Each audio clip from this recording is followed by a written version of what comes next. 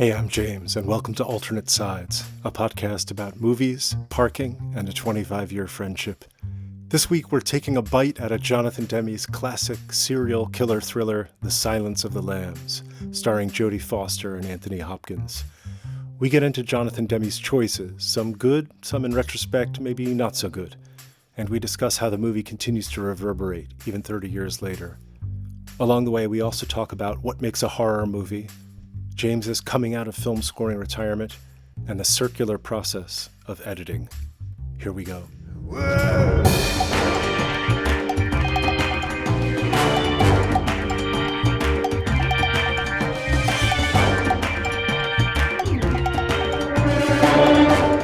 You dragged me out on a Friday. I'm in the car. I'm on our block, which doesn't happen very often. Dean Street. I'm on Dean Street, but of course, today is actually some orthodox thing.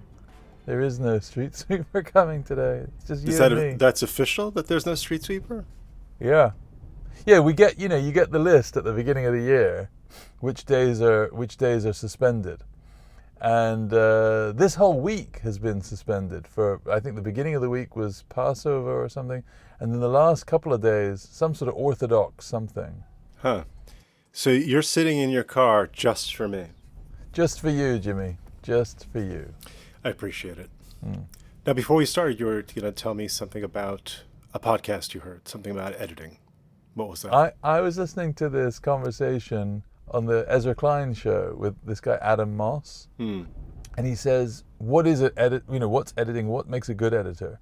And he says, it's basically reacting sensitively to stuff. Whether it's, text or image or music or whatever.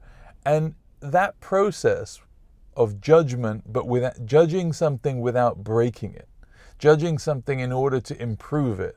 And I think the really good ones are the ones who don't get attached in the middle to something. Right. Being able to change an idea or let go of an idea because that's what's best for the film, even though you might really like that idea. Yeah.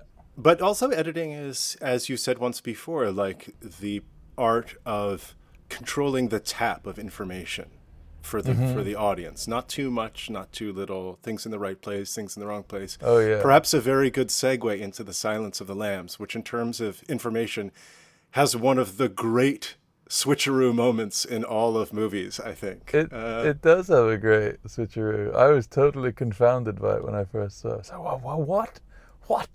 Which really comes down to, editing. It's true, and a bit of trickery. It's a bit cheeky. I had seen that scene, like I knew that was coming, unfortunately, and there we're talking about the very climax of the movie where we think that the FBI is closing in on Buffalo Bill's house, and simultaneously we see Clarice Starling somewhat drearily going from house to house trying to just gain more Mrs. information. Lipman's house. Yeah. And the doorbell rings and we see the FBI circling and whatever. And then, of course, Buffalo Bill opens the door and it's Jodie Foster. And we realize, oh gosh, the FBI, we thought they were around this house. They're around a totally different house in a different state. And Jodie Foster is totally unwittingly walking into the lion's den. That's right. It is very, very good. I can't imagine how delicious that must have been in the moment when people first saw it. Quick recap. Let me recap this movie. The Silence of the Lambs. Good title. Jodie Foster plays a rookie FBI agent who gets tasked with interviewing notorious, imprisoned, cannibalistic serial killer Hannibal Lecter, Hannibal the Cannibal, in order to enlist his help, I guess, to track down a currently active serial killer named Buffalo Bill. And that's basically the arc. It's the way that Hannibal Lecter, played, of course, by Anthony Hopkins, manipulates her or doesn't, and who knows what. I mean, it's a cracking good yarn, I have to say. If nothing else, it's such a good mystery. First of all, how is it that you didn't see this movie? And what did you know? Like you say, you'd seen the client. So how cold were you coming in? I basically knew the story. And you knew the whole thing about Buffalo Bill? I don't know that there's a more sinister and like just dark line of dialogue in movies than it puts the lotion on its skin or else it gets the hose again. I mean, Jesus Christ. Wasn't that used in like some song? Didn't someone make like a techno song of that? Oh, yeah. I think you're right. Yeah. I'll have to put that in the show notes. I'll have to link to that, find that online. So I basically knew it all, but that didn't mean that at the end I had to like stop and text you during the climax because it was too much. When she's in the green When she's vision, in the house and the night vision goggles come. yeah. Yeah, no. Yeah. Fumbling in the dark. It's beautifully made, that sequence. Demme is quite good, and he has a couple of little. He does a lot of that direct-to-camera stuff, and he does a lot of POV stuff. That's the thing that's different, right, in this movie than anything else, is the way that they're all just staring. It's the eyes the whole time. This movie is all about the eyes. Does Hopkins blink at all? Never blinks. I mean, he winks at Clarice once, but it's a whole thing. He never ever wanted to blink. But that's a thing, right? In his performance, that he never blinks. He's so still. Except when he's not. Yeah, exactly. But even when he's not, he moves gracefully. That's true. I have a question for you. Crawford, her boss at the FBI. You never quite know. Like, the fact that she's a woman is played up a lot in this. Yeah. That she's constantly surrounded by these men, and she's made to feel small, physically small, like when she gets into the elevator and she's surrounded by all these guys. But also she's a second-class citizen in a lot of ways. And there's this question of why Crawford has picked her and is so attentive to her. And like, at the end when he congratulates her, there's a sort of weird insert shot of their handshake. The handshake. It's very weird. What do you My make dad of asked me about that. My parents are in town, and we were watching it yesterday in the middle of the day, trying to fit it in. And he said, "Well, what does that mean?" It's interesting that that's both of your like first questions. I think it's about this dynamic, right? It's about like the dad. So Jodie Foster's dad. And the men in the world and the power shift, and that he's brought her along, and Hopkins refers to this thing earlier, right? Do you think Crawford thinks of you sexually? Do you think he fantasizes? It's this idea of power, and I think in that handshake, the idea is that there's a transfer of power.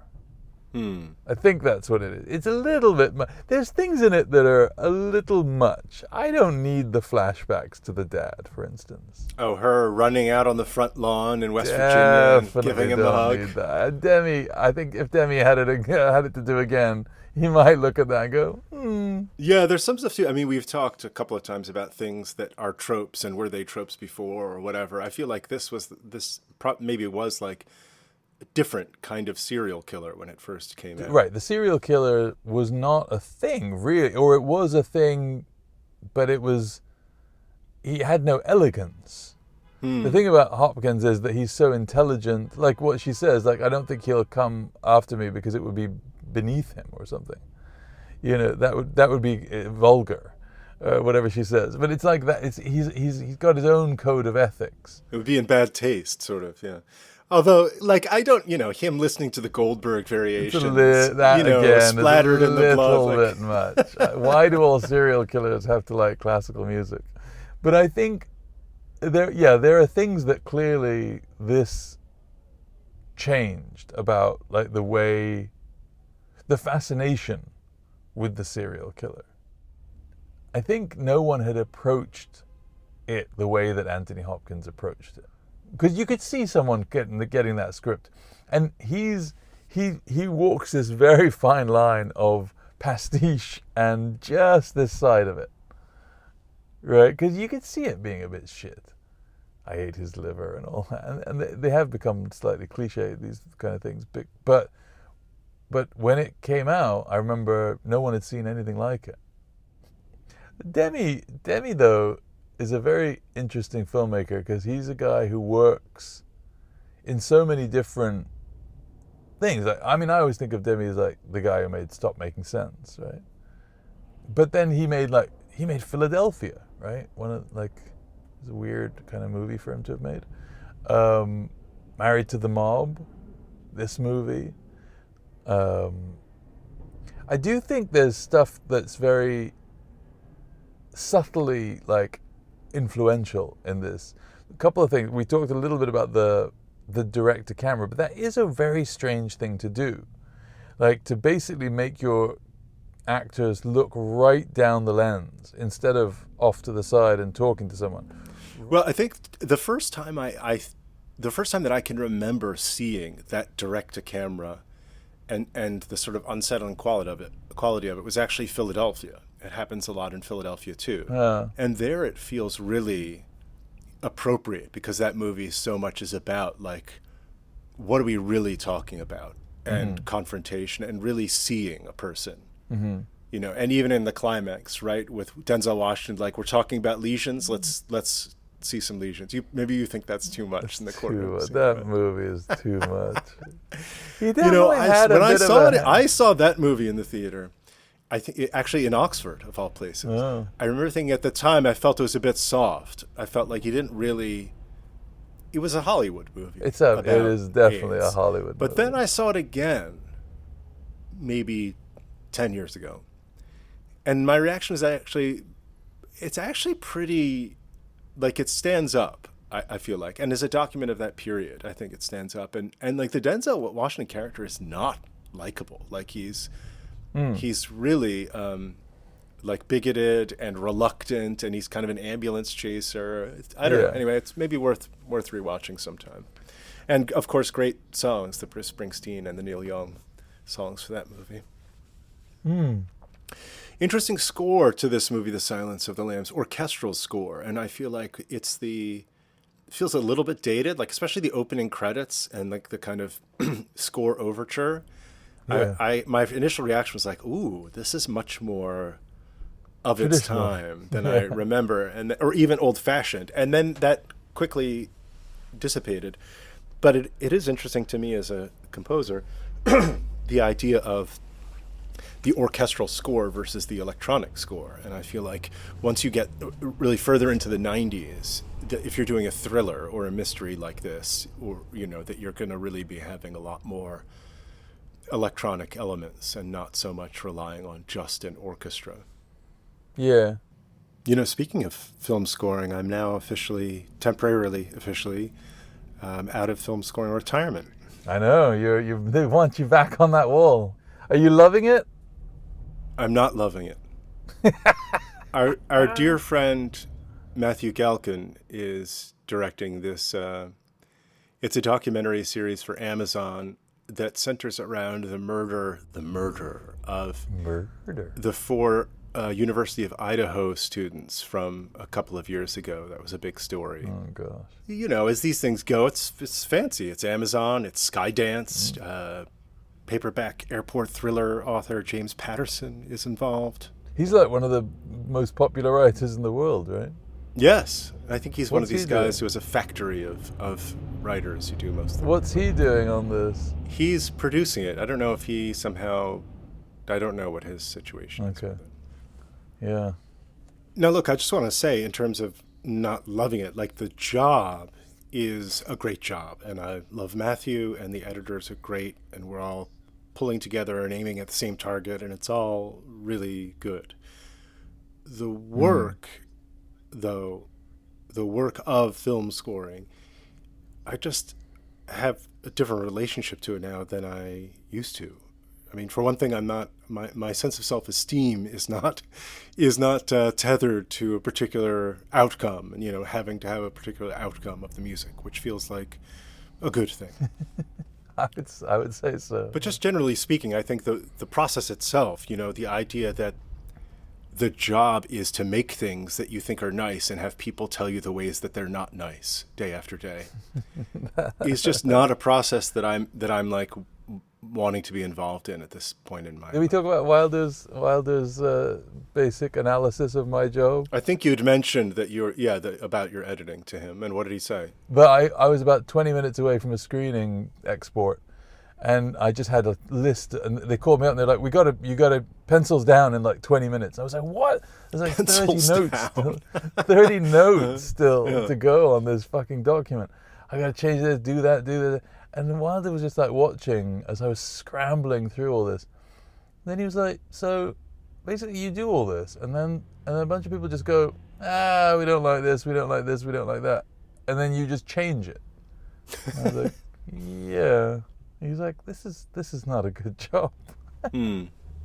So you may have put your finger on something. Well, there. I don't know how you do it. I have to say, I with music it can be frustrating and it can be tedious and annoying, enraging, and very satisfying. But my sense of the editing is like that you could spend a couple of weeks like crafting a whole like 7-minute long sequence of something, and then somebody just decides, you know what, we're scrapping that, or we need to totally redo this so that we're focusing on this character instead of that character, or this now needs to be broken up into 3 parts and spread out throughout the 50 minutes rather than be, and that just seems like so daunting and so tedious. Well, Zach would often say it's a circular process. Yeah, I don't know. I don't want to be in a circular process. I don't think I want to be in a circular process. That sounds very close to a Sisyphus type. Yeah. No, it is. I mean, there were I started on this so long ago that I had made sequences from, 2019 that we would still be like, remember we did something with that. Remember, let's go look at that again. And it's like, fuck, guys, we were right there. We had it 5 years ago, and now we're coming back. Yeah. And but that's the way it goes. The only thing that makes that stuff bearable is if you trust the people that you're working with. Right. That you're all making it better. Right. That's, if you're not, then you're right. Then that process becomes hellish. And we've all had to. We've definitely, all of us have been in that situation of having to cut something out or having to mangle something that was created with real love and presented with real optimism and hope, and just see it fall flat. That's brutal. Yeah, that's like what you were saying earlier about the good ones are the ones who can let go of an idea or that don't get too attached. Mm-hmm. I do enjoy it. Look, I don't want to be, too moany about it. It's enjoyable work, and it's in. I do sometimes enjoy the process, although I did get something I know that I've mentioned before. I did get last week. We really want to establish a big kind of landscape, and can you do like a more of an orchestral, like an Aaron Copland stuff? Can you do some of that Aaron Copland prairie, big sky stuff? Yeah, just come to the right place. Do that. Yeah. Which I did, and then heard back like, wow, this is like almost too much Aaron Copland. Too much. When we meant Aaron Copland, we didn't mean it so literally. Yeah. Anyway, back to the movie. The score of this movie is, it just struck me as quite traditional. That's all. Yeah, but there's a traditionalness to this movie, right? It's not like we talked about. The ways that it pushes the form are very subtle. They're in the performance, they're in the camera placement, there's a couple of these whole circle shots which are kind of interesting. Again, which is about looking. It's all about looking and being seen. And that's what Buffalo Bill wants, I guess, to be seen in a different way. What do we covet? We covet what we see.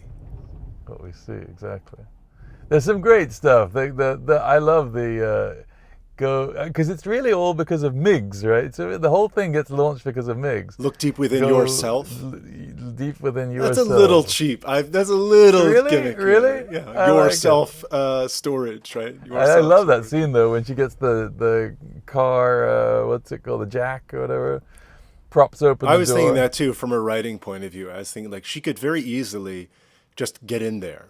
But no, you have this weird scene with this like immigrant owner awesome. and his like awesome. My driver who refuses to do work, and then it gets stuck, and then she gets this jack and it lifts the door up, but only a little bit, and then she has to like slide under. It tells us everything about her. It's true, great. And even that she says, "Here's my card. If anything happens, you call this number, and they'll come and get me." That's right. It's very good. It's all. What is that? What did she say? What is that? I'll get you what you want, Clarice. And she says, what is that? Advancement. Advancement, of course.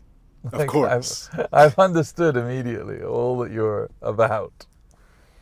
That was interesting to me too.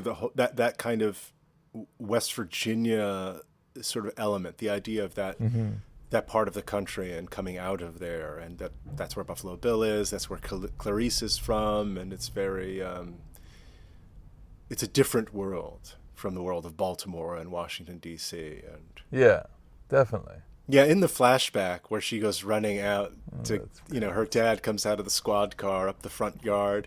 And then she hugs him, hey, Daddy, hey, Clarice. And then even as the shot ends, you sort of pan over and you see, like, the mail truck going by, toot, toot, and a neighbor, like, waving. Okay, we think we get it. It's like a fucking Target ad. It's terrible. That bit is bad. I do think he would, if poor old Jonathan could see that, he'd be like, nah, we don't need that. Maybe it was a studio note. We really would like to see some of this, this back.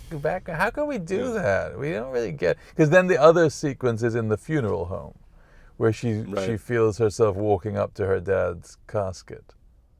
It's a nice detail where they all put the cream on the on their upper lip to avoid the smell of the corpse. God. Yeah, yeah. It is pretty gruesome, right? It is a pretty gruesome, like the violence in it. Brooke as well is someone that, good friend of our friend Amy's, and I met her a few times. She was great in this, like, very difficult, thankless task. She's the woman in the bottom of the well. Oh, the kidnapped woman. Yeah, she's very good. She's really good, and you really do feel for her. And I love the switcheroo she plays with the dog and the whole thing, and she gets the dog. It's great. There was a moment I remember, that moment when they're watching the TV and the senator, the mother of Brooke, is talking about Catherine is her name, or Kathleen or whatever, Catherine. She keeps referring to, and the other girl says, that's really smart. She's talking to her about it. Right, yeah.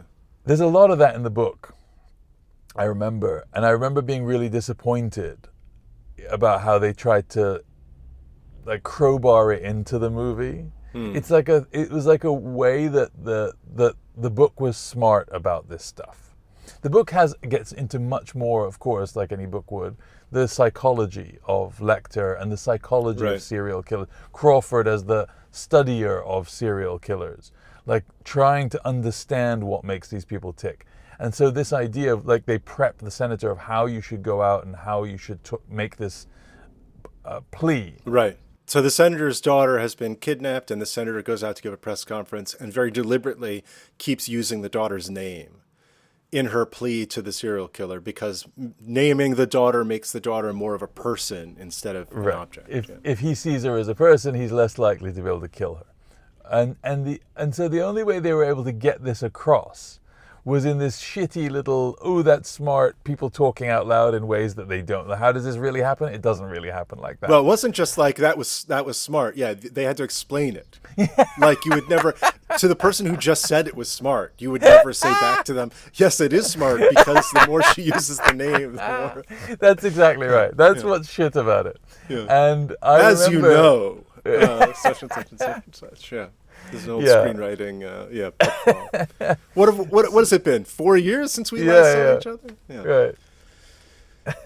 But we love that stuff, right? And that's always one of the pleasures of, like, a Tom Clancy or whatever else, is like all that, or a Michael Crichton, is like the technology and all the stuff about how these things work. I love the scene where she goes in.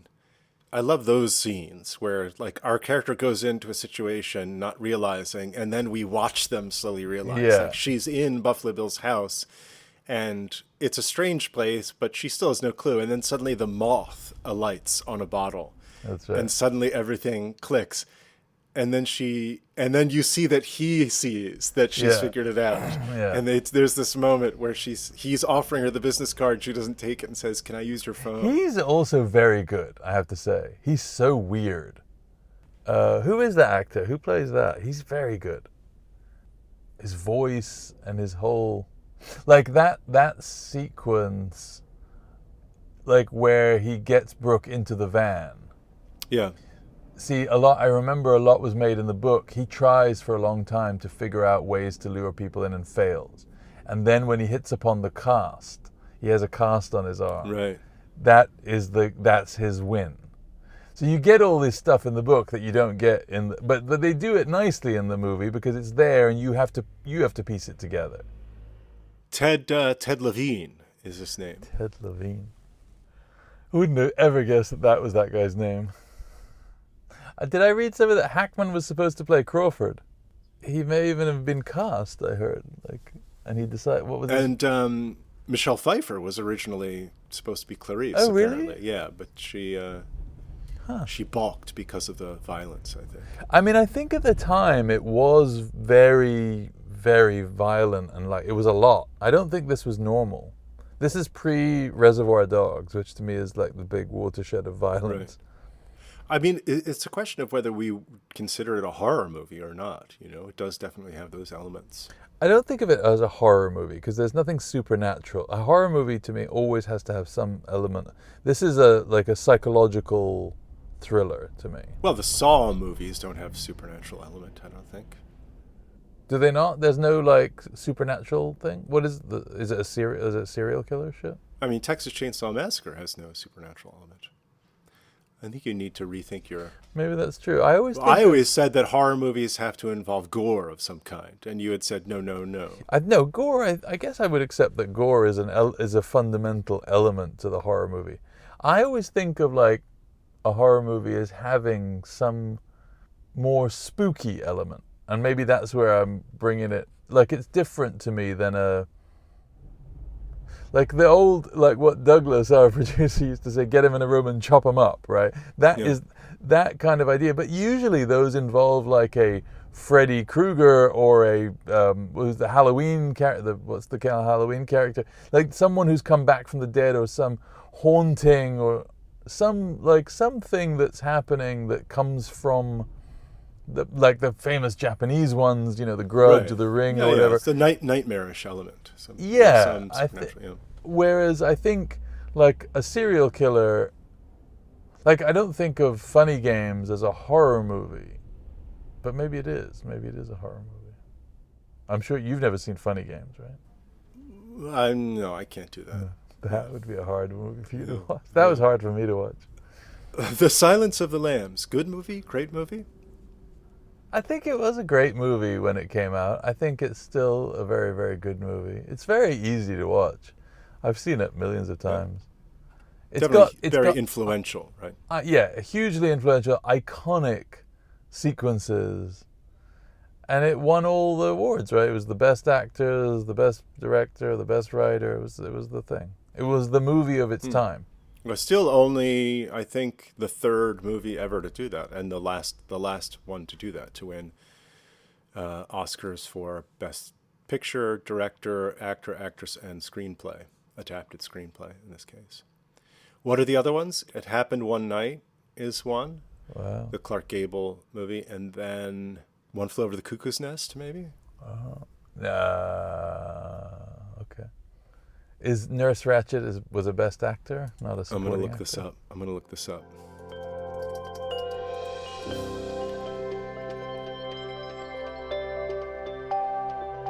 Yeah, Cuckoo's Nest. It Happened One Night, One Flew Over the Cuckoo's Nest, Silence of the Lambs. Wow. It is time to pivot to 1992. This is it. Great year for movies. You already mentioned one that came out in 1992, Reservoir Dogs, which I've seen. Was that 92?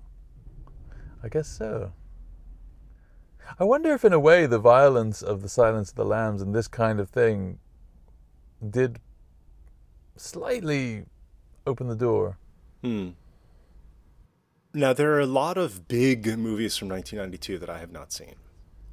Big movies. I was an enthusiast of movies, and so there were a bunch of movies from 1992 which are not big movies, which I did see. Here are just a few. Bitter Moon, terrible movie, Polanski with Hugh Grant. Bitter Moon, isn't that the movie where he made it and it was really bad, and then he said, "No, you guys don't get it. It's a parody. It's a joke." Yes, yeah. I wonder if it was though. I just remember hating it. Yeah. If it was a parody, it's a pretty deep cut. Yeah. Like Water for Chocolate. Oh yeah, okay. Gas, Food, Lodging. Okay. The Best Intentions. You saw that? A few times. You hadn't seen Fanny and Alexander, but you'd seen The Best Intentions. Good score. Interesting. Yeah. Brother's Keeper. What's... Documentary. Oh yeah. A movie I'm sure you would find insufferable, but which I really loved. Peter's Friends. Oh God. Yeah. That's like peak. Which is sort of like the Cambridge Crew and the fucking Kenneth Branagh. Sort of their take Thompson. on The Big Chill. Yeah, Stephen Fry, Hugh Laurie. Yeah. All right, some big movies I have seen from that year. Unforgiven. I saw that in the cinema. That's a great movie. That is a fucking great movie. Yeah. Glengarry Glen Ross. Oh yeah. That's a fucking great movie. The Crying Game. You seen that? Yeah, I saw it in the theater. Yeah, that's good. Chaplin. A bit pants, that movie now, but good performance. And a movie I really loved that I saw at least twice in the theater. Robert Altman's The Player. Yeah. Good movie. All right, there are others, but let's get to the movies I haven't seen because there are a number of them, and I think most of them you will poo-poo. For instance, A League of Their Own. Yeah. Sister Act. Back in the Habit. Sister Act 2, Back in the Habit. Great sequel title. Very, very good. Yeah. How about My Cousin Vinny? You've never seen My Cousin Vinny? Mm-mm. Oh my God. One of the funniest movies ever made. Oh my God. How did you miss that's not even a scary movie. Okay, that's the top of the list right now. I've showed you scenes though from that, right? I think I've seen one with You've seen Pesci the stuttering, in the courtroom. The other lawyer. What's his name? Oh, is that Austin Pendleton? Austin Pendleton. Yeah. That's one of the great scenes. Austin Pendleton's father and my grandfather were college roommates. So Austin Pendleton was around, like I remember several summers when I was a kid being up at my grandparents' house in southwestern Vermont near Williamstown, and Austin Pendleton being there because of Williamstown Theater Festival and going to plays. And that's funny. And so he was someone on the sort of weird sort of periphery of my life. How about the movie Wayne's World? Wayne's World. Excellent. So I'm getting the kind of light ones out of the way. How about The Bodyguard? The Bodyguard. I don't think I've seen The Bodyguard. I couldn't bring. That movie. That stupid album was everywhere. You couldn't get away from it. It was like everywhere. I will always love you. Yeah. Kevin Costner. My aunt loved The Bodyguard. Scent of a Woman. This movie. That's the Pacino. I don't. That's. Look, that movie definitely gets too big. Definitely. But yeah. I've seen the courtroom scene. Is that where you're assassinating this boy's soul? Is that, you are executing this boy's soul. Yeah, that's it. Yeah. That is, it gets a little much. I get it. But but by the way, the boy on the other side is a young sniveling Philip Seymour Hoffman in his first juicy role. There are sequences in that movie that are just deliciously satisfying in a camp, hammy Hollywood way. Him fucking doing the tango blind is a scene that just. But see, why do you say you? I can see that this is like a guilty pleasure for you. But when I mention other movies, you're like, oh, it's just so no, shit. because there is because it spoke to me at the time. Is the honest answer, because I was him driving a Ferrari blind, or a Lamp. I think it's a Ferrari, like test driving the Ferrari. And it is quite moving in a way. He goes to see his family. There are I bet you would, of course, there would be sequences where you would be like, it's too much. But I bet there are things in that movie, and there's things about that performance it's much maligned because it's easy to let it go, oh, he's just yelling, he's just doing the blind hoo-ha thing. But actually, there's a lot that, I don't know, I've got a lot of time for it. Not that, I mean, whatever, the movie is the movie, but Like, it's a movie, if you said to my parents, Scent of Woman, they'd go, oh, what a fantastic movie. They love that movie.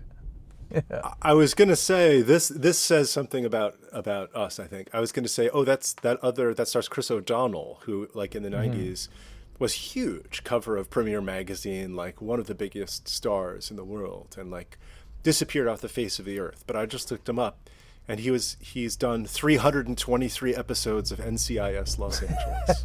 He's Just done shows all right. like how out of the loop of shitty CBS network TV I am. He's Okay. really good in this movie. This was, I think, his break, and he's really good in the movie. All right, there are a few more I want to get through here. Well, there's Alien 3.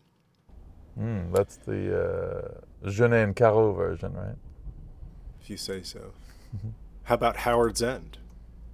How about Howard? Merchant Ivory. How about Malcolm X?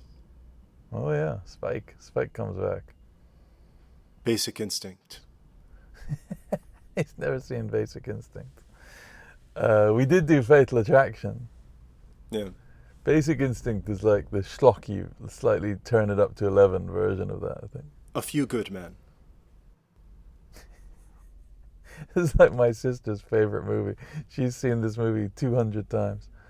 How can you not have seen A Few Good Men? I mean, Well, it's because I can't handle the truth. this is clearly true. Again, you've probably seen the most famous scene. Yeah. You would love it. You would absolutely love that movie. It's got all the things you love. It's got Sorkin flattering his audience as only he knows how. Exactly. It's got that. It's very well done. It's very slick. Hard Boiled.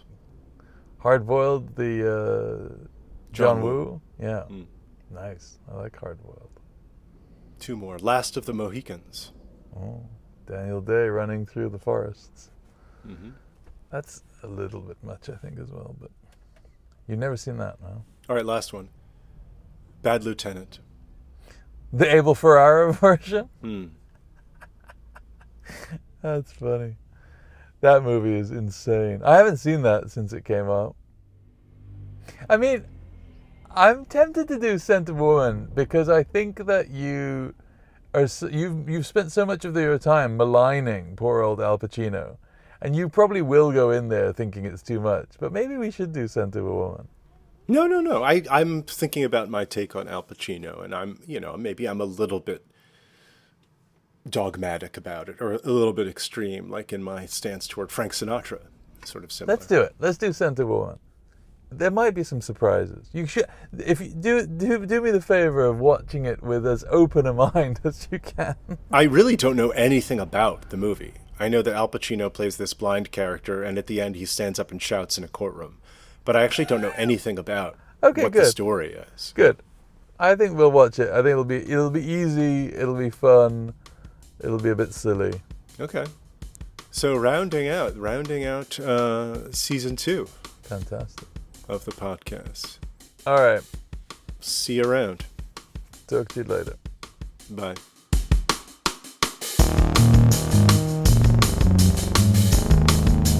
And that's that. Next episode, we feel our way into Martin Brest's drama, Scent of a Woman, starring Chris O'Donnell and Al Pacino. I promise to go into it with an open mind. Check it out if you have a chance. See you next time.